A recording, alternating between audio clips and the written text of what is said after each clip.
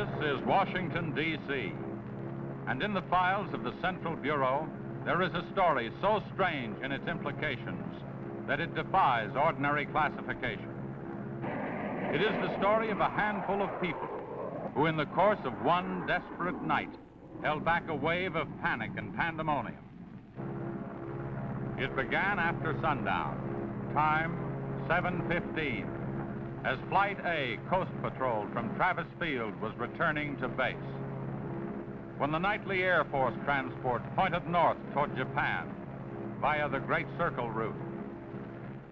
While at sea, the Navy and Coast Guard maintained their usual round-the-clock vigil.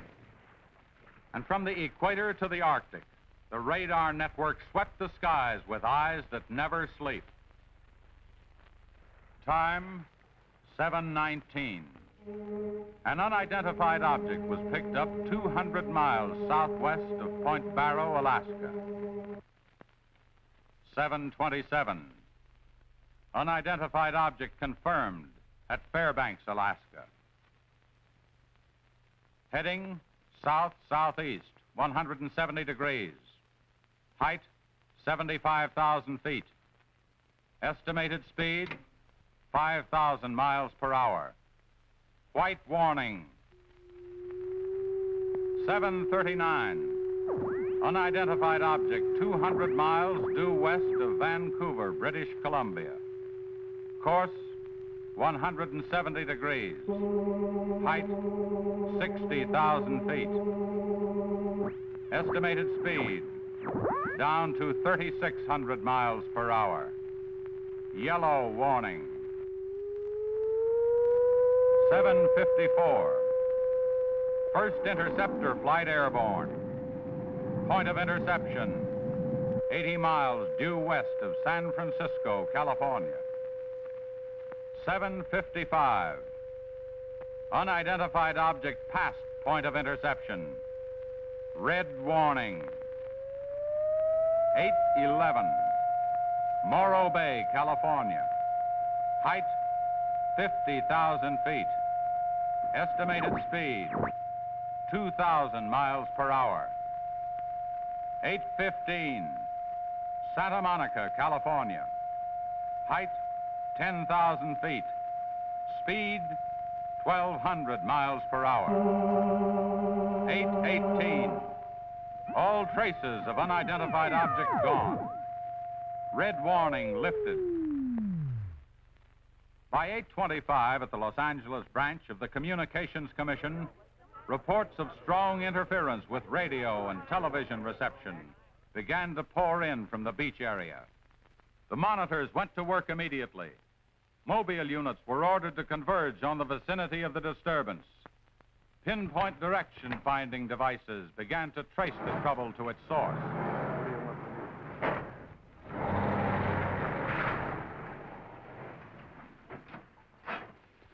This is Mobile 1, Hazen speaking. We're at Ocean and Beacon Way, interference strength 2, bearing 27 degrees. Over. Mobile 1 from center, roger. Over. Mobile Center from Mobile 7, over. Go ahead, Mobile 7. This is Mobile 7. With Pacific Center and Beach 4. Interference strength 3, bearing 39 degrees, over. This is Mobile Center, roger. Stand by. Mobile 1 and Mobile 7. From Mobile Center, point of interception estimated 3 miles north of surf. Repeat, 3 miles north of surf. Acknowledge. This is Mobile 7, roger. Mobile 1, roger. Mobile 7, roger, we're going out. Okay, Charlie, let's get moving.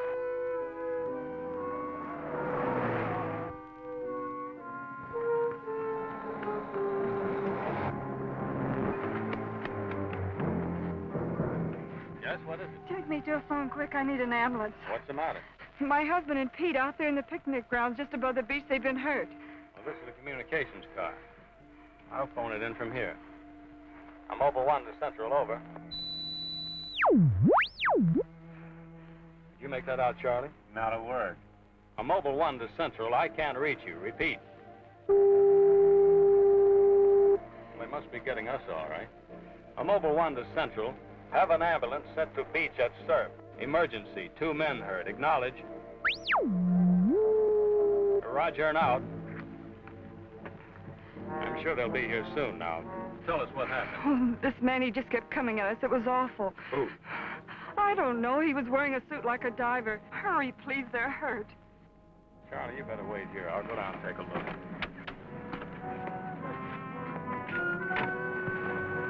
The young woman's hysteria became obvious as they reached the picnic grounds at the beach. There was no sign of the mysterious intruder, and little could be done for her husband and their friend until the ambulance arrived.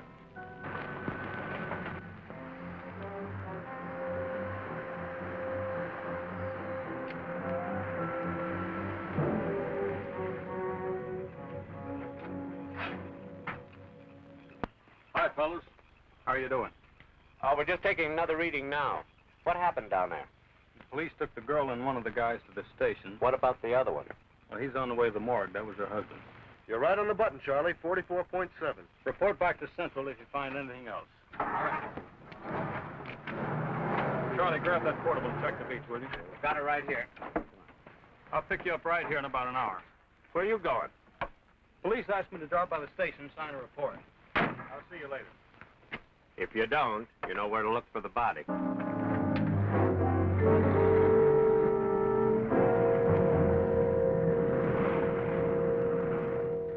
Like I said, we were just starting to eat when we heard something tracking through the sand toward us. I looked up and couldn't see anything. Then Betty screamed. At what? I thought you couldn't see anything. At first we couldn't. Then this guy started toward us. What kind of a guy? How should I know? He was wearing some kind of a helmet over his head. He could have been a deep-sea diver or anything. All right. After you saw this diver, what happened? Well, we jumped up. Ed, that was Betty's husband, yelled at him to stop. But he just kept coming. I never saw anything like it. He didn't say anything. He just kept moving in. Then you say he attacked you. Well, we didn't give him a chance. Ed grabbed a piece of wood and took a swing at him. That didn't stop him. He caught the end. That's all I remember. Just because a man's taking a walk is no reason to slug him. Besides, you don't look like a guy who frightens so easy. How would you feel if somebody with a crazy helmet with pipes sticking out of it came at you in the dark? And look, I know this sounds crazy, but there wasn't any head in that helmet. No head. No head at all. It's the truth. I think you need some coffee. I don't want anything. It's all the same to you, Lieutenant. I've got to pick up one of my men at the beach. Okay, thanks for coming down, Hazen. Hope I didn't put you out. No trouble. So long. You too. All right, let's start at the beginning. How well did you know the dead man? And his wife? Betty and I went to school together. I knew Ed a year. How long were they married? About a year. Wasn't her husband a little older than she? I don't know. But you said you and Mrs. Evans went to school together. And you never discussed anything personal with her? She did mention he was older, yes. How much? 15, 20 years. What difference does that make? That wasn't too hard now, was it? Where do you live? 629 and a half East Palm Court. Why? That's where the Evans live, isn't it? Yeah, I board with them. You do, huh?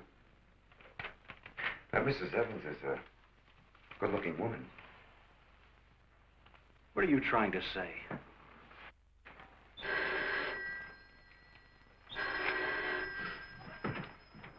Lieutenant Bowers. Where? Yeah, I got it. I'll leave right away. Keep it in a murder. Near the beach. Keep an eye on this guy until I get back. What are you? You'll stay right where you are. At least until Mrs. Evans feels well enough to talk. What do you want from her? Oh, I just want to see if your story checks with hers. After all, you went to school together, remember?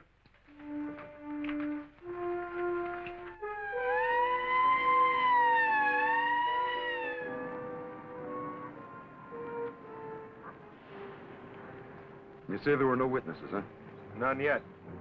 Anything missing? I don't think so. The cash register wasn't touched. Get a breakdown of the inventory as soon as you can. What about fingerprints? Boys are working on them now.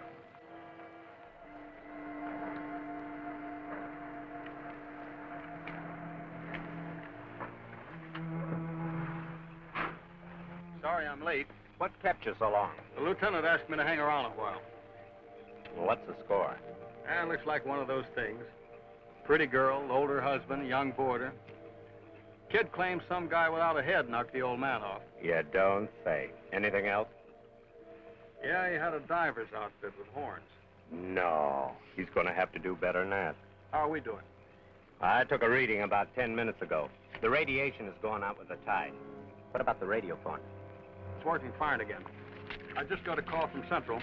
They said Mobile 7 picked up some new trouble northeast of here. Here we go again. Hop in.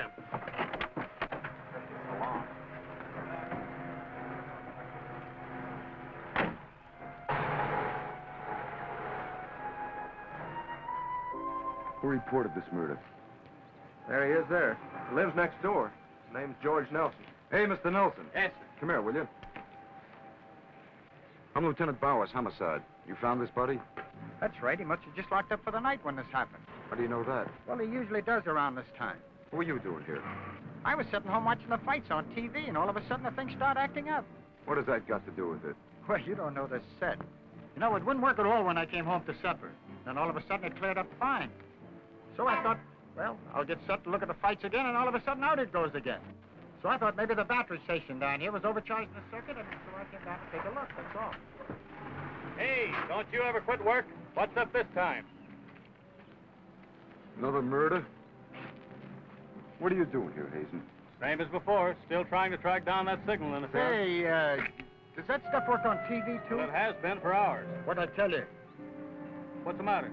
Seems to set one on the blink. Well, at least we know we're on the right track. How'd you make out with that boarder? You're still sticking to a story. The guy had no head. Well, I'll be seeing you. So long. Right. Watch out. Hey.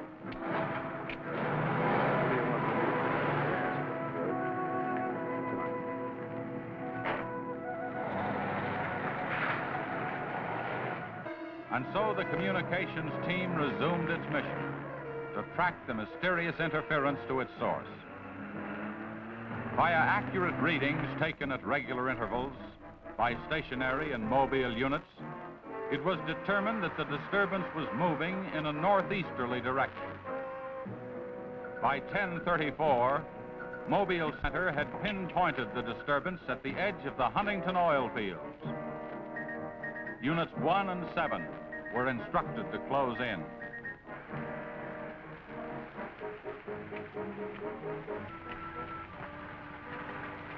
Hey, Charlie, do you see what I see? Yeah, the oil field. Let's hope our trouble's burning up. Well, there's only one way to find out.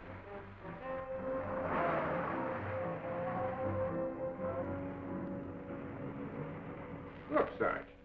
2 murders and an explosion in one precinct is big news. Now, come on, you can't pin it all on the young boarder. Or can you? Very funny. Yeah? I'm Hazen of the Communications Commission. Oh, the lieutenant's waiting for you. Thank you. What's a wheel? You heard the man, Communications Commission. Tommy, this kind of interference happen very often? Never anything like this. It's on the move all the time. I mean, some ham with a transmitter in the car. It's not a transmitter. We don't get a definite disturbance, just interference.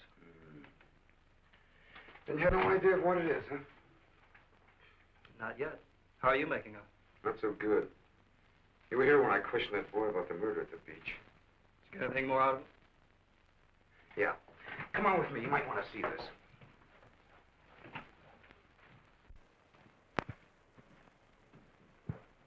Ah, I see you're just about done.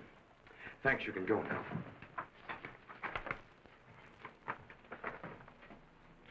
Are you sure this is what the man looks like? What do you say, Betty?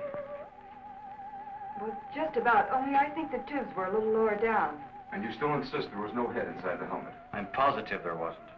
What about you? Well, it was dark. I couldn't swear to it. Thanks, that'll be all. You mean we can go now? Yeah, for the time being. Just stick close to home. I may want to see you again tomorrow. We'll be there. Come on, Betty. Kind of changed your mind about those two, haven't you? Yeah, I guess I have. Hey, look, bring in the old man, will you? Don't tell me you believe this story about this This whatever it is. I know, it sounds as phony as it ever did.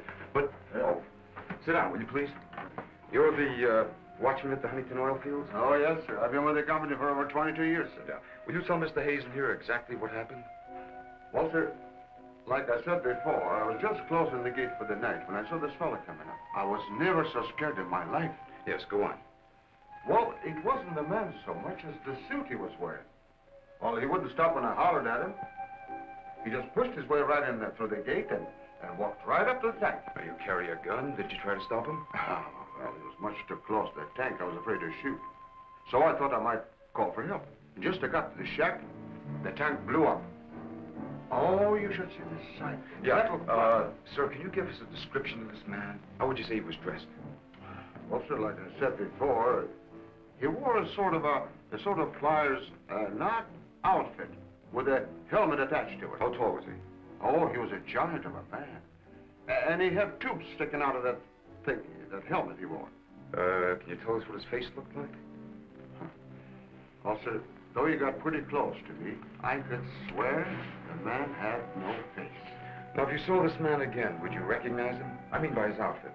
Oh, I'll never forget that sight if I live to be 100, sir. Would you say this is the man? Wait, sure, that's him. Thank you very much. You may go now. All right, sir. Thank you. Well, Hazen, what do you say now? Beats me. The descriptions check all right. This could be some kind of flying suit. High-altitude equipment. Yeah, that's what I've been thinking.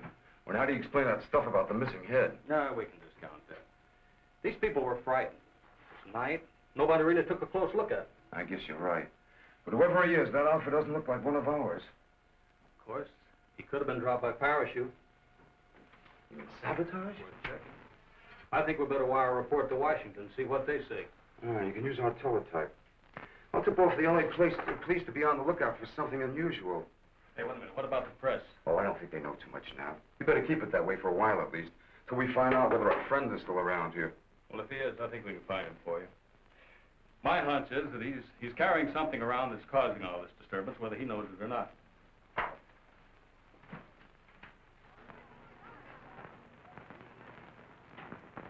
Yeah. Kill that page 1 lead. They let the boarder and the girl go. Hmm? How do I know? Maybe the lieutenant thinks that the guy in a flying suit knocked off the husband. Nah. No, not a chance. Not a chance of an exclusive on that picture.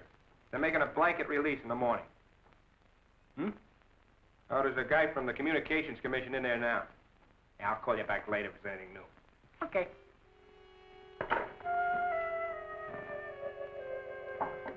Come in. Sorry to interrupt you, Lieutenant. Yeah, what is it, Jim? There's a teletype cam for you. Oh, thanks, Jim. We're waiting for it. That was fast. Well, here's our answer. Looks like they never sleep in Washington. Says to contact a Major Andrews, care of Dr. Wyatt, director of the Griffith Institute. Hey, it's kind of late. Maybe I'll give him a call. While you're at it, I'll go out the car and check in with Central. Okay.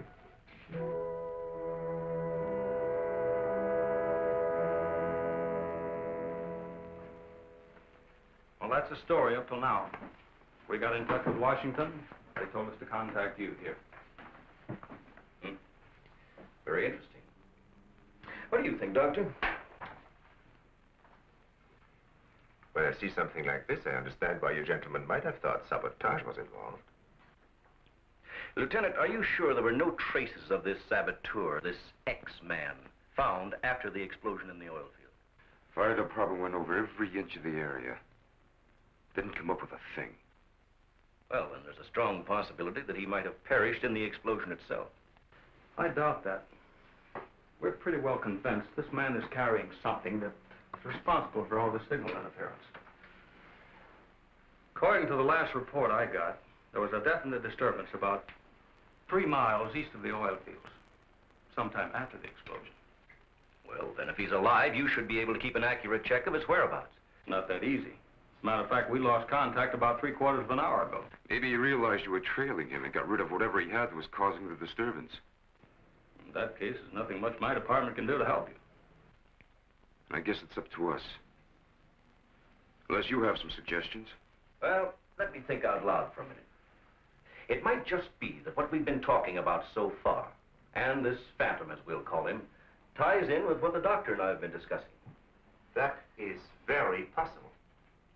I don't know whether you know it or not, but somewhere around 7:30 this evening, our radar networks picked up an unidentified object off Point Barrow, Alaska. They traced it clear down to Santa Monica before they lost it. Santa Monica? That's where we first picked up our radio interference. Yeah, right at the scene of the murder.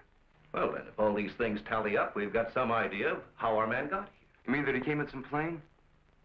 In that case, somebody would have seen it land and take off again. Or did it crash? No. No, we don't think it was a plane. No rocket or jet that has been built so far can attain the speeds of 5,000 miles an hour, particularly for such a great distance. And maybe we're on the wrong track altogether. Couldn't your unidentified object have been a meteor? They travel at a terrific speed. Yes, fast enough for most of them to burn themselves out the moment they hit the Earth's atmosphere. And did it occur to you that meteors are not very likely to travel horizontally, all the way from the North Pole to California? If it wasn't a meteor, or a flying missile of some type, how do you figure this phantom ties in? We're not sure that he does. I don't care what you say, but it doesn't make sense to me. Anybody trained in sabotage would stay undercover. This guy's walking around in a monkey suit, killing people. Excuse me, Dr. Wyatt. Is there a Lieutenant Bowers in here? Oh, yes. What is it, miss? There's a Mr. Wakeman from the Chronicle here to see you. Wakeman here? And what does he want? Well, there's only one way to find out. Before you go, Lieutenant, I don't believe you have met my assistant, Barbara Randall. Well, hello. Hello. It's Mrs. Randall, Lieutenant. I'll be right back. Barbara, you know the Major. Of course. And this is Mr. Hazen, the Communications Commission. How do you do? Well, I see you are working a little later tonight than usual. Yes, my husband's teaching a late class, and he won't be able to pick me up for a while. Besides, I had some work to do in the lab. Well, at least you'll have lots of company. All right. So I shouldn't have come up here. But I gotta get your angle on this Beach murder. And your whole department is shut up. Look, Wakeman, will you stop bothering me? There's nothing to say. If you got an exclusive story from that Evans Damon or Border, then you know as much as I do. Yeah, but that still doesn't explain anything about the guy without a head. Come on. Who is it? Your guess is as good as mine. You mean you let those two kids go without knowing that? I don't buy it. Well, I did. Well, then you must have an awful good reason. I bet you're trying to tie it in with that other murder. All right, Lieutenant. Don't tell me. I'll get my story somehow. Oh, if you want to know how things turn out, read the Chronicle in the morning. That's right. Now get in touch with Charlie in Mobile 1 and have him call for me here. Okay, honey. Well, did you come up with anything? No, we're just briefing Barbara here. It's just amazing the way you've been able to put these things together. Don't kid yourself, Mrs. Randall. It seems the press knows as much about it as we do. Well, let's hope they don't come to the same conclusions. A few lurid headlines, and every fool in the country will be seeing phantoms in spacesuits and men from Mars all over the place. Yes, I can imagine. And mass hysteria is difficult to check once it gets started. That's why we've got to move fast. Well, from the looks of things, I guess it's up to me. I'll be in touch with you as soon as I hear anything. See you. By 12:30 a.m., the dragnet was in operation. Mobile units patrolled the streets and countryside. They covered an area 35 miles square. Special and sensitive equipment was prepared for action. Everyone on the job was ready to move on the first signal from the Communications Commission. Monitor Corona to Mobile Center, strength 4, brickyard at 160th, moving toward oil fields. Contact your units. Over and out. Units 1 and 7 from Mobile Center. Units 1 and 7 from Mobile Center. Strength 4, interference at 160th in the oil field. Moving due east. Close in. Repeating, strength 4, interference at 160th in the oil field. Close in.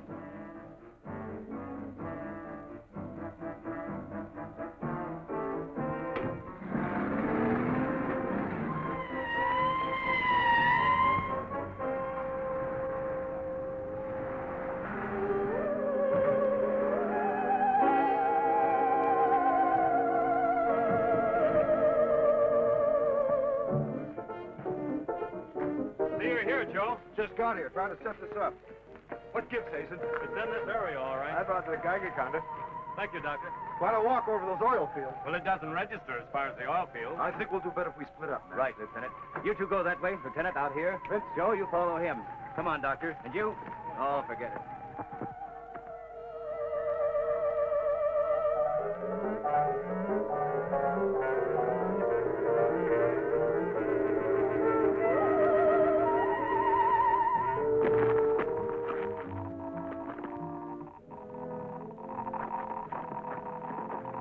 Hazen, look at this. Yeah, points this way. Hey, Joe! Joe!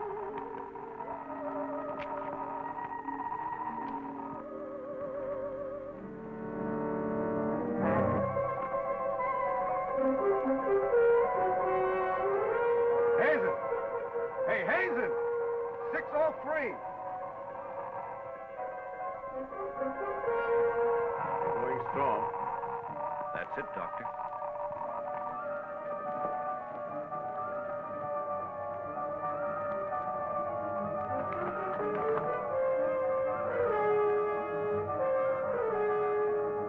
It's leading this way.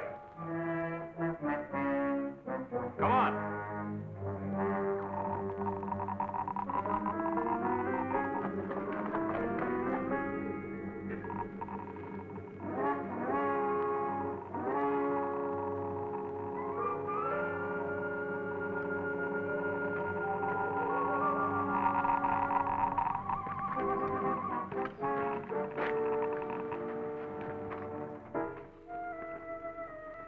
It's this way. Come on.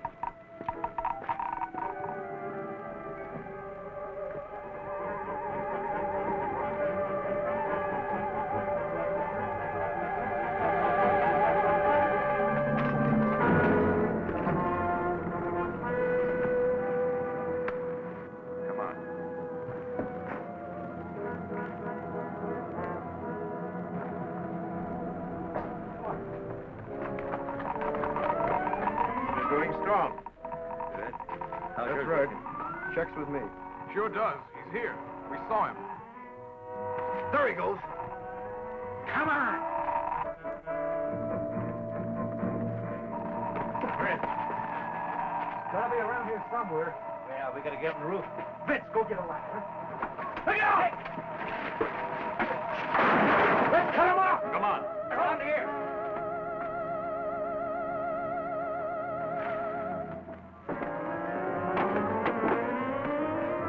Anybody see him? There he is.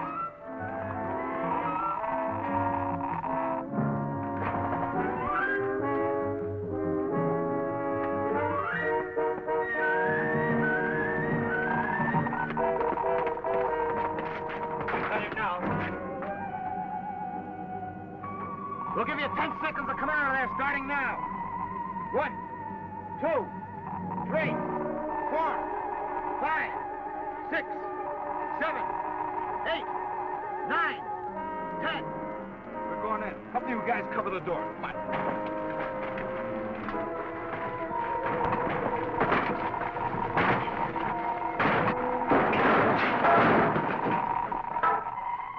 Why, there's nobody in here. Possible. We saw him come in. Maybe he went out of the window. We won't get very far. Don't touch anything till we check for fingerprints. Oh, Doctor, over here. He left his suit and his helmet. Hey, let's spread that thing out so I can get a good shot of it. Keep away, you fool. What's the matter? For your information, that's a Geiger counter, and it says hands off. I think you'd better wait outside. I just have a job to do. So do we. And I'm afraid ours will have to come first. There's no radiation from the helmet. But look at this. So that's what's been causing all this trouble. Charlie, you know where we can pick up a lead-lined box in a hurry? Well, Mobile 7 should have one. They're right outside. I'll take a look. Hurry it up, will you? Unbelievable. Now, we all thought that this phantom might be carrying some device which was causing all the signal interference. But you'll learn that it's due to the very clothes on his body. That's not the only thing that bothers me. Did any of you get a good look at his face? Not me. He's too far away. Well, I did. Unless I'm mistaken, that helmet was empty. Say, where am I going to put this stuff? Oh, put it in Dr. Wyatt's station. Yeah, we take it back to the Institute. Right. Quite honestly? Right. No, that's all right. You can handle that.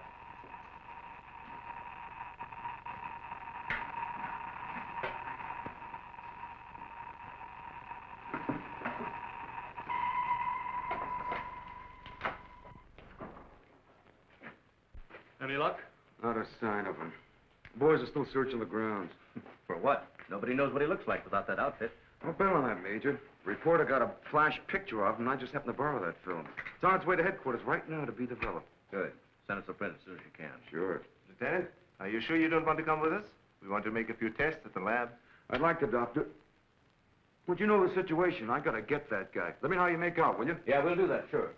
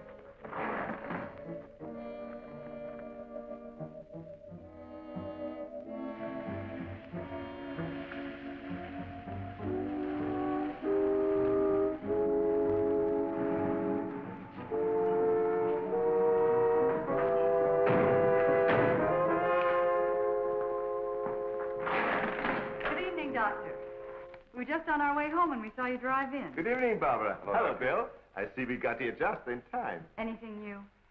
Lots of excitement, but that's all. Major, you know Barbara's husband? Oh, of course. How are you? How are you? Hey, it's a nice-looking dog you've got there. What's his name? His name? Venus. Say, Bill, I hate to ask this, but something important has come up, and I wonder, can we borrow Barbara for about an hour or so? I suppose so. Of course. Darling, why don't you go and do the shopping? Here's the list. The market's open all evening. I may as well. See you later, darling. I'll take the dog and tie her up. Thank you, Bill. Good night. Good night. I'll give you a hand with it. Oh, thanks, Doc. Easy now. Look out for your fingers. All right. Look out now. Don't drop it. Venus, come back here! Venus, come back here!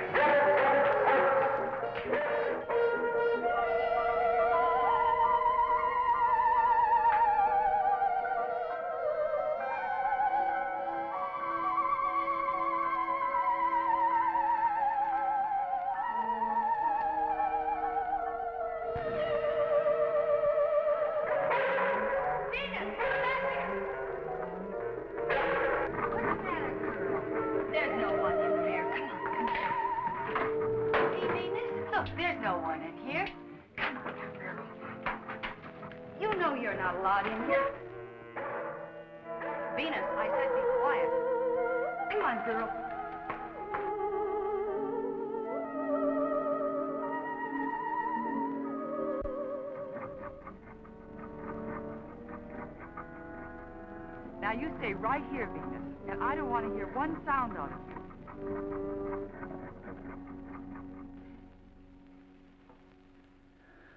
You were right, Doctor. There are no fingerprints anywhere. What's all this? Hey, don't touch anything. You better put some gloves on. Our friend, Mr. X, left this suit at the oil refinery. You mean you were that close to him and you didn't catch him? I'm afraid so. That's up to the police now. Hand me those shears. I want to cut up this material to work with it.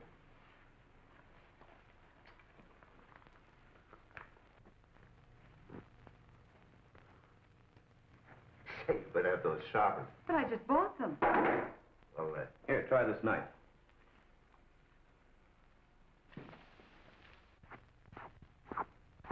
That still won't cut. Let me try.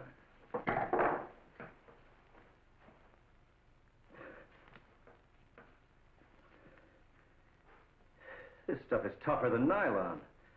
Why don't I try it over a Bunsen burner?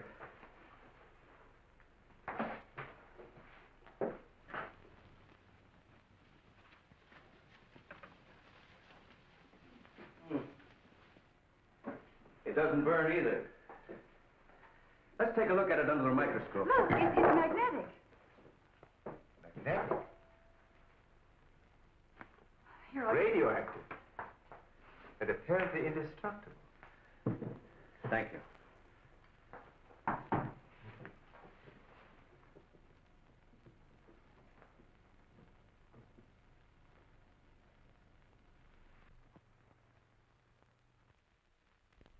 What's the matter? You tell me. Take a look at that weed.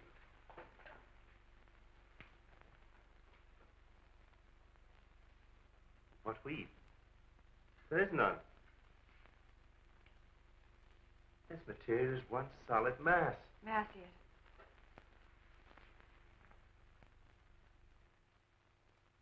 Why, you're right. It must be some sort of plastic. No. I'd say it's a metallic substance of some kind. Well, I've seen a lot of interesting alloys, but never anything like this. Let's try an acid test. All right. Go ahead. Careful now. We'll only take a drop or two. It repels acids like a raincoat repels water. Why, there's no reaction. Well, Major, this looks as though we were going to be here for a long time.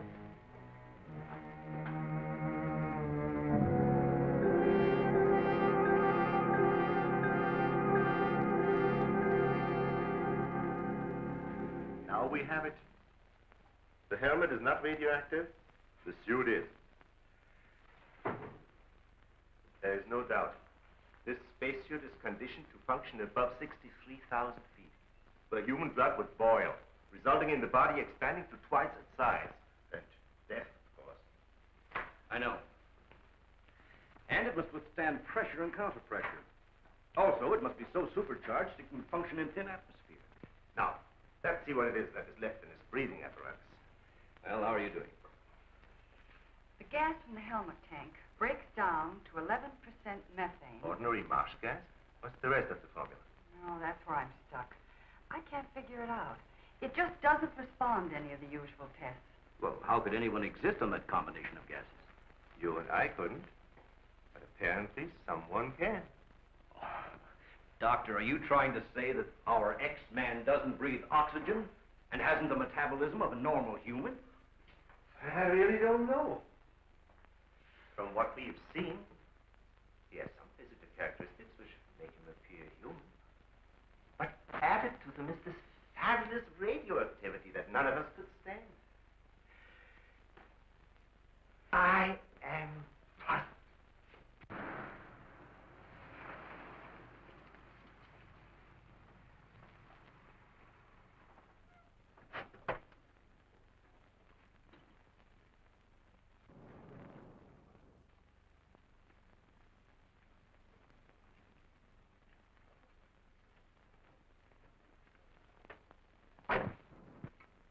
I think the answer lies right here in this helmet.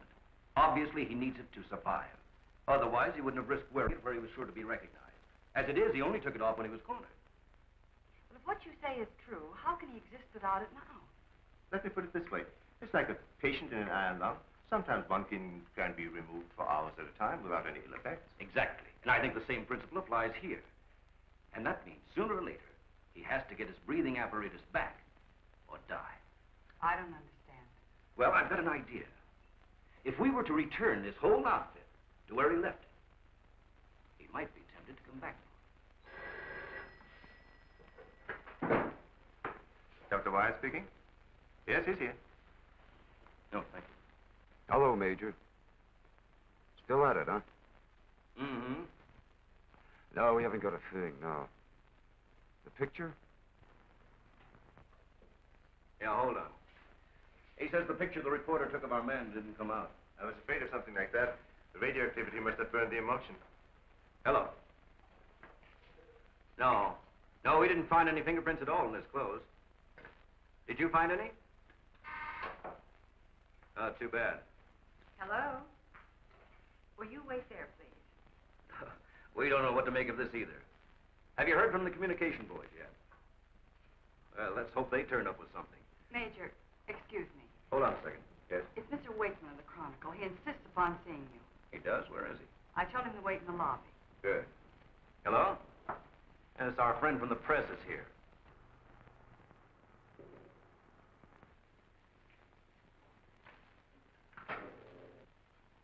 Don't worry, I wouldn't dare let anyone in on anything. At least not till we get something concrete. Right. All right, I'll see you later. Well, I guess I'd better see this newspaper man. Want to come along, Doctor? I think I will.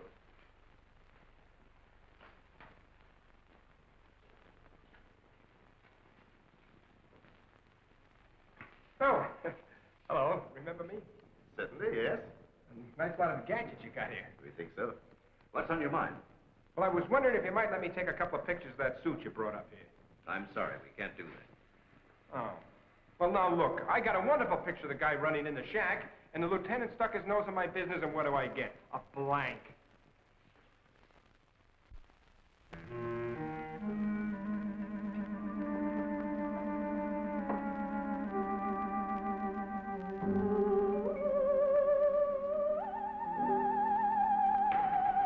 Is that you, Doctor?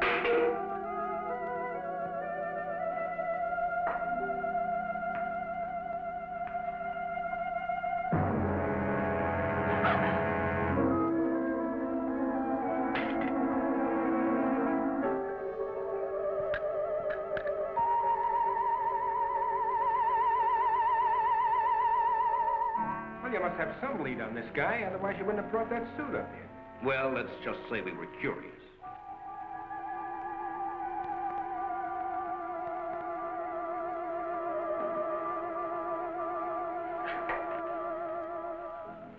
Hello, Bill. Are back so soon? Isn't Barbara through? I don't know. She's still in the lab. Why don't you go up and see? Thanks, I will.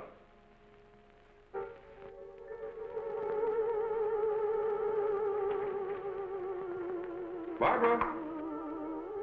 Barbara, are you in there? Bill, listen to me. I'm not alone. Someone is in here with me. I can't see him. He locked the door and has the key. I'll break the door down. No, Bill, don't, please. You better get help. You mean I'd come all the way up here for nothing? I'm afraid so. Good night. Yes. Good night, Mr. Wakeman. Good night.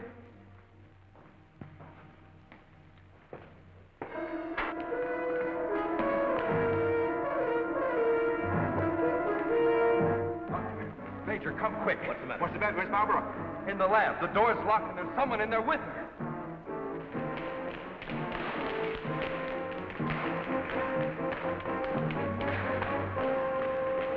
I thought you said the door was locked. What? She's gone. Oh, cover the main entrance. That's the only way anybody could leave. I will. Well, in that case, we would have seen her on our way up. Well, then she must still be in the building. We'd better split up. I'll take the roof. Barbara! Barbara! Barbara! Barbara!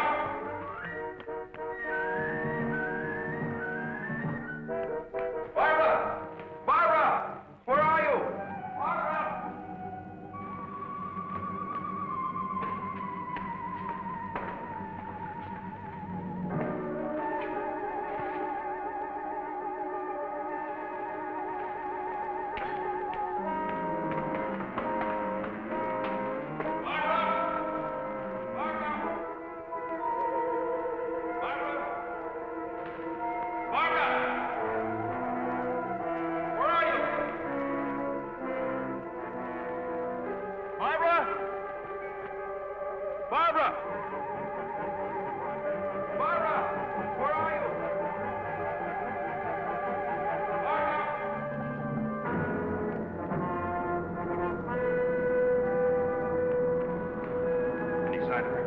Not yet. She must be around here someplace. Now, you stay here. Watch the main entrance. And I'll check the basement. All right.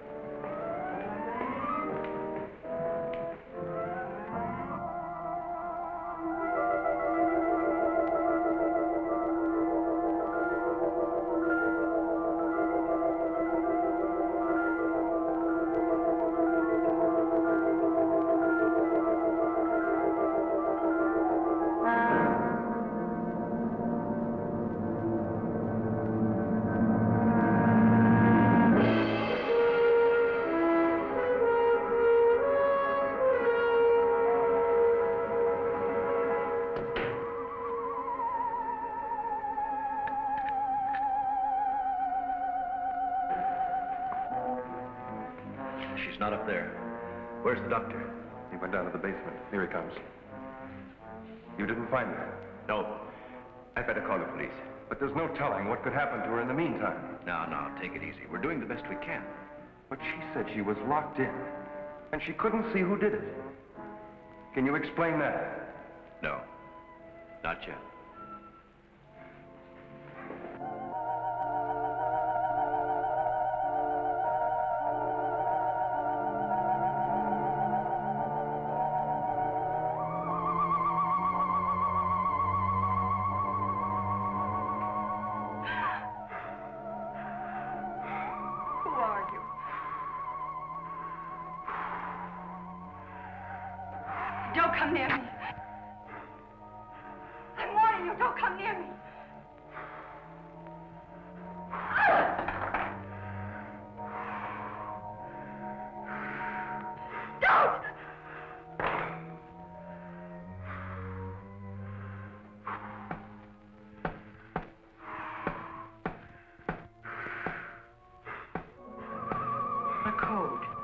I don't understand. You're trying to tell me you need it to breathe, and there isn't much left in the tank. 1, 1, 2, 1, 1, 2, 3.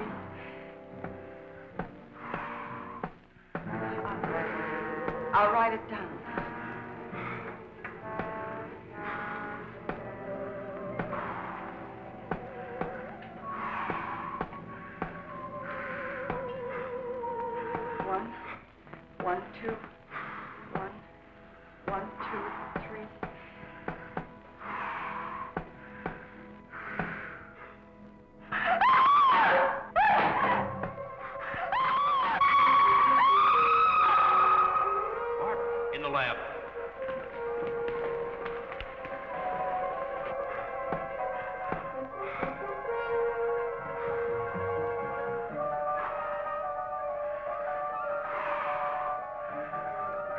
No, please, don't. She's in there. Barbara! I can see his hand from the open Watchman. I'm sure it's Darling, are you all right? I think so. I'm looking for him. I just saw him, so he must be in here.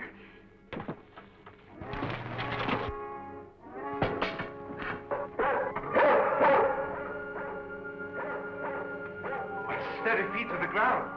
He would be killed. I'd better go.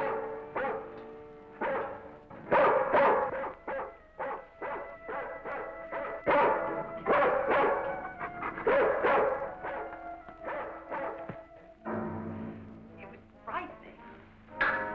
I couldn't see him. I didn't know what to do. Come here. Quick. He's disintegrating. This is amazing.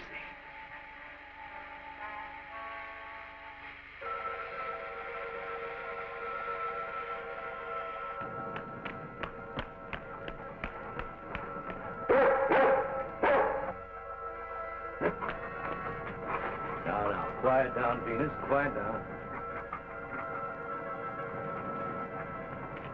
Down.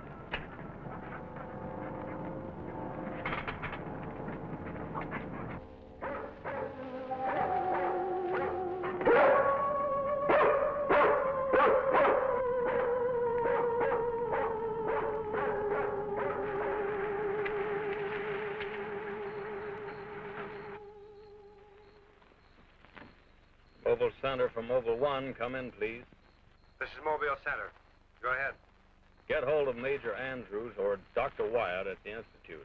I want to talk to either one of them. I will do. Stand by, Mobile 1. Speaking. Oh, yes, Mr. Hazen. Yes, we're still at it. Lots and lots of excitement, but nothing definite yet. Have you anything to say? The trouble seems to be just about gone. We get a flash in the direction of the observatory once in a while, but I figure that's because of the outfit you're testing. Yes. Lieutenant Bowers ought to be here any minute. Of course. How long will it take you to get up here? Good.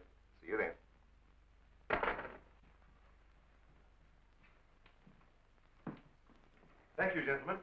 Put it down here, please. Barbara, bring that cord in over there. Now you're going to see... I have to resort to ultraviolet light in order to show you what little there is left of the spacesuit. As you can see, it has reduced itself to this liquid, and it is in an evaporating stage. The helmet is in the lab and still intact.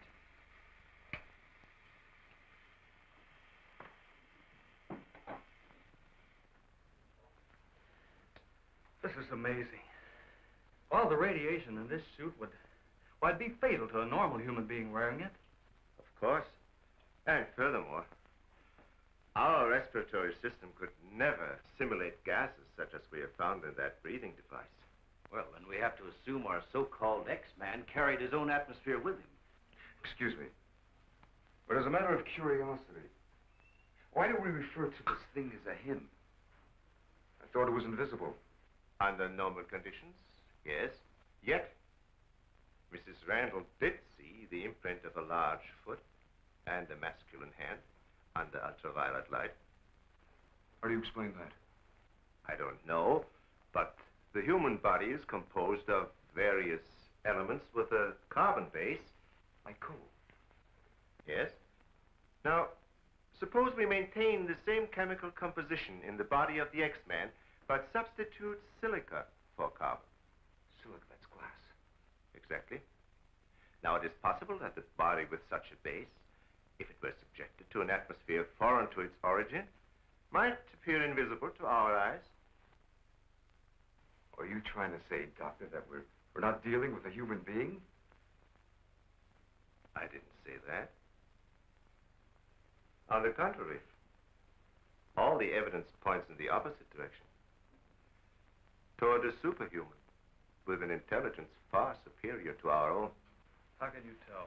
First of all, Mrs. Randall saw that he has a hand with digits like our own fingers and a thumb opposing. That alone is a sign of intelligence. And he comes from a civilization that has developed adequate space transportation to enable him to travel to Earth. We have nothing yet that can reach even another planet in our own solar system. That could account for the unidentified objects picked up by radar a few hours ago. My theory is that the spaceship, or whatever it was that he came in, operated on the principle of magnetic rather than atomic propulsion, and that somewhere in the outer limits met with a condition where the Earth's gravity pulled it down and it fell into the ocean, and that he managed to save his life and reach shore. You really can pick up any type of communications interference, no matter how weak the signal may be. Sure thing. We were on his trail from the minute he left the beach. I never knew you carried such sensitive instruments in your car.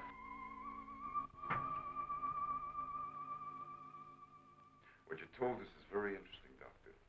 But I've got to make an official report to headquarters. Are you willing to be quoted that the criminal we're after is a creature from another world? All I can say is, we know that our Earth is not the only planet capable of sustaining life in one form or another. You can quote that. Well, I've got to go by some footprints in a hand. That isn't much. No fingerprints, no description, no nothing. And we're after a killer. Has it occurred to you that our X-Man has no apparent motivation for his acts, and might therefore not be an intentional criminal at all? You have a point there. Hey, wait a minute. Come to think of it, the young boarder we suspected, he did say that the girl's husband threw the first punch. So? So that could have been enough to provoke the strange creature.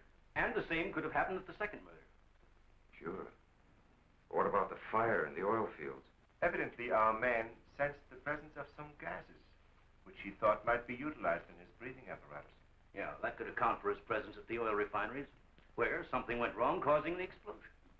Too bad he got wise to us and took off his uniform, or we'd have been able to catch up with him by now.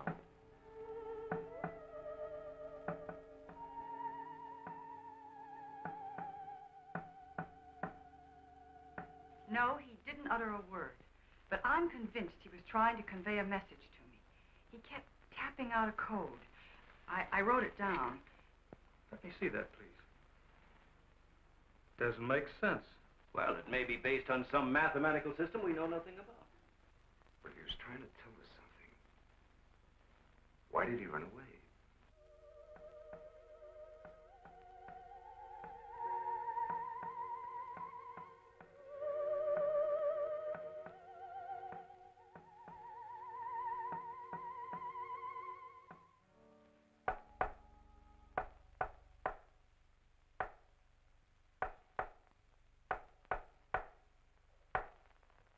What do you think of that?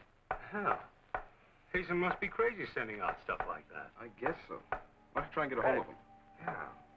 Mobile 1 from Mobile Center. Come in, please. Mobile 1 from Mobile Center. Come in, please. Mobile 1 from Mobile Center. Come in, please. Hey, that's Central calling.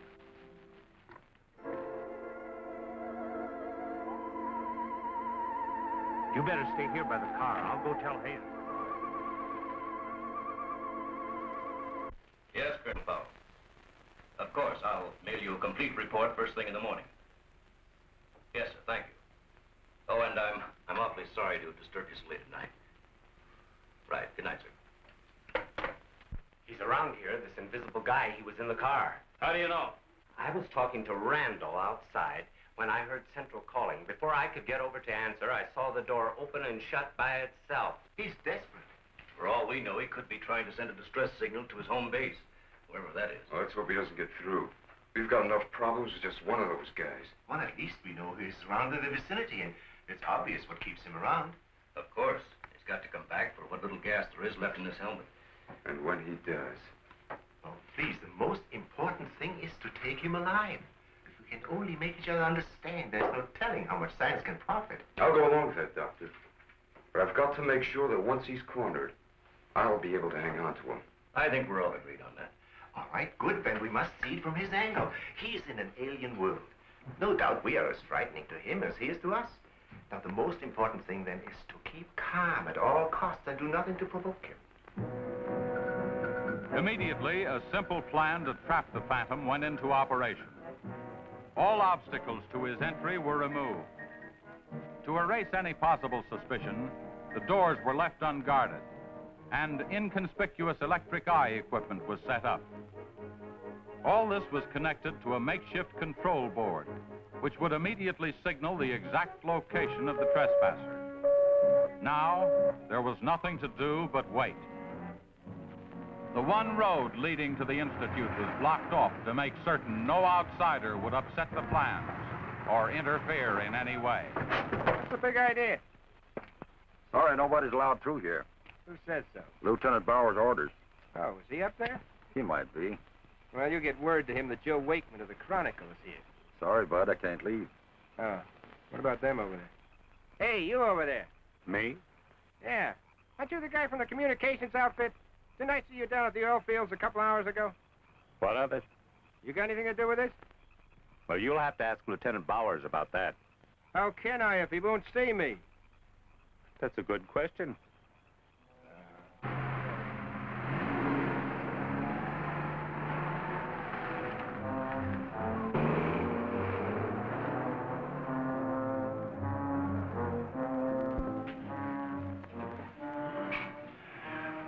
Well, it's 3:45. Sure taking his time. Time is cheap. Yeah, well, how long can you sit on the edge of your chair like this? Oh, dear, if we have to. Well, we hope this mechanism works. It will, unless he flies in between the wires. I wouldn't take any bets that he can't. Well, if everything else fails, we still have Venus here to help us. You know, I'm certain she sensed his presence before. That's why she carried on so.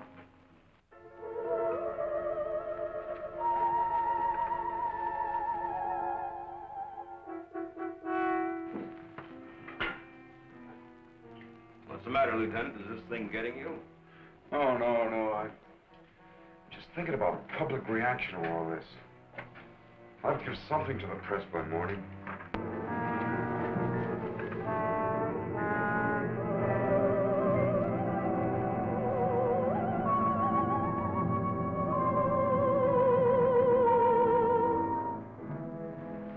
You know, Ever since I was a kid, I wanted to be a pilot.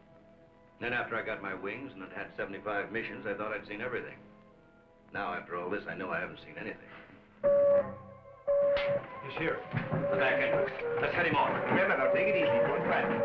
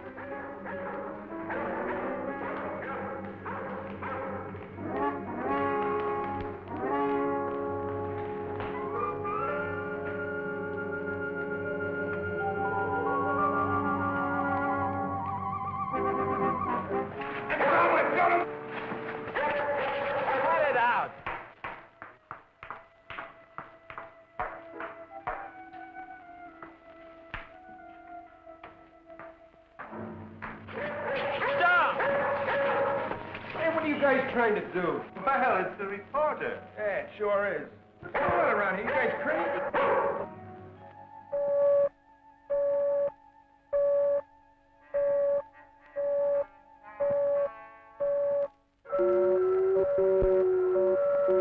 How'd you get in here? Oh, that don't make any difference. Come on, what's up? What's going on?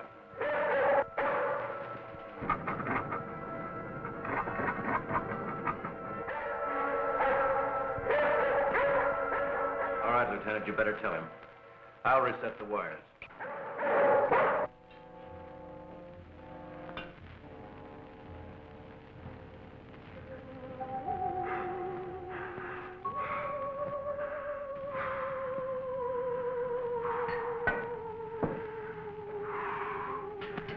Don't be afraid. We want you to live. Don't you understand? Can't you speak? Can't you say something, anything, in any language?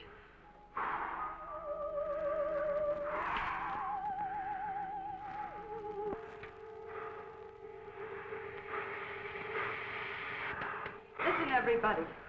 He's in the lab with me now. He's in the lab with me now. Venus, be quiet. The door is unlocked. Hurry, he's having trouble breathing. I don't think he can last much longer. And please, don't let Venus get at him. And walk in quietly. Quiet, Venus.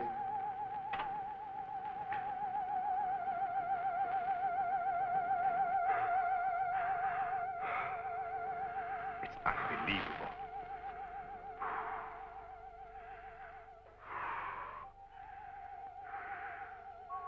You see, there's nothing to be afraid of.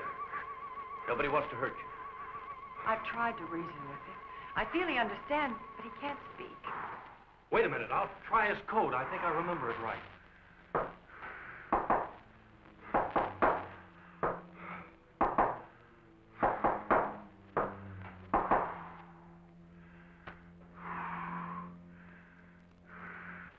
Better plug in the ultraviolet light.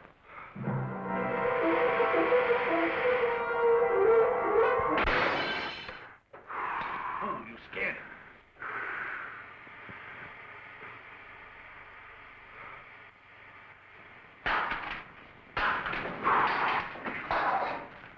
Look, there goes Venus.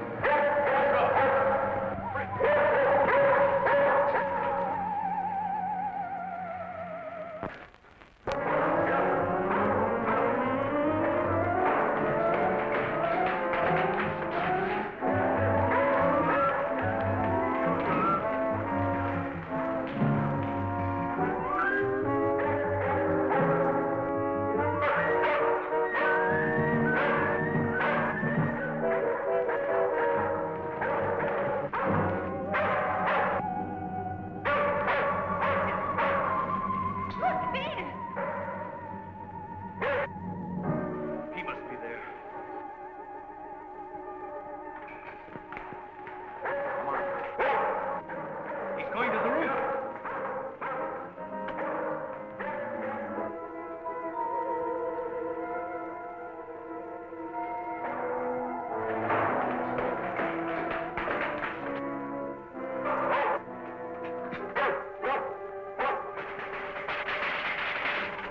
Scrap the ladder. Take this. I'm going after you.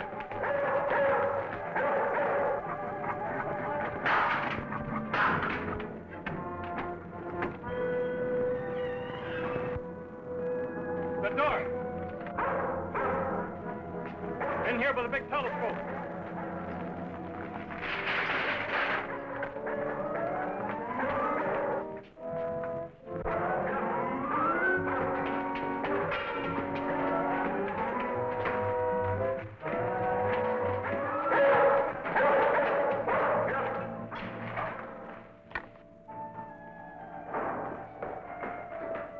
Close the dome.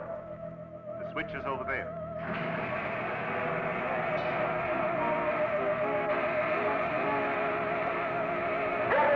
Smoke sense of something. Quiet, Venus. Well, if he's in here, he'll never get out now. This is what I've been waiting for. Please, Lieutenant. This is our last chance. We have to take him alive. Plug in the lamps. There's an outlet here.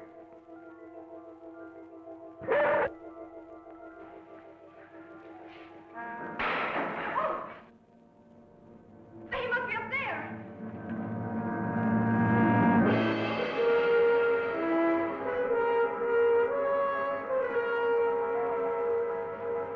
His whole body's gone.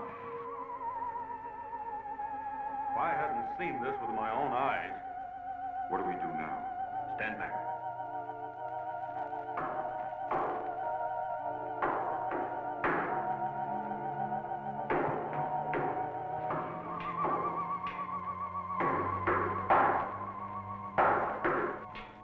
Amazing. This code again.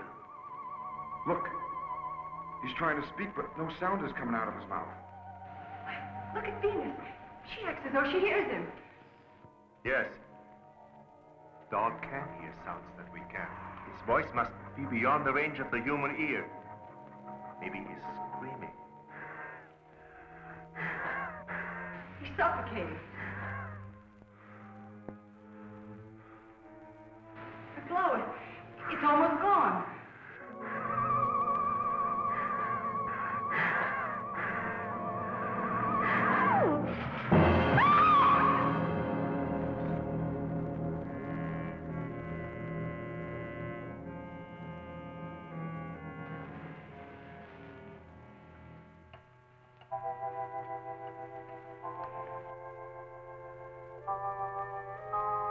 We won't need these lights anymore.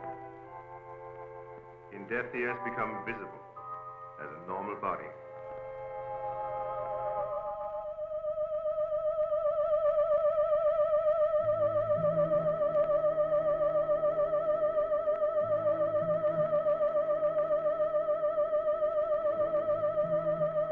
Look.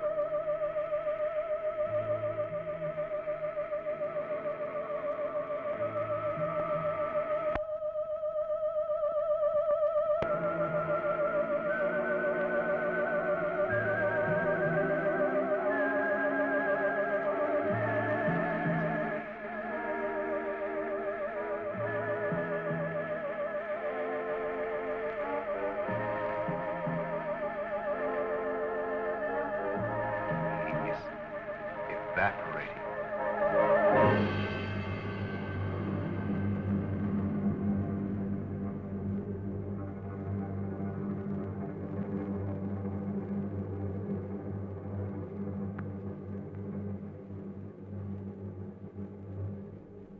So he came here, wherever from, and right before our eyes, his body went through the final phases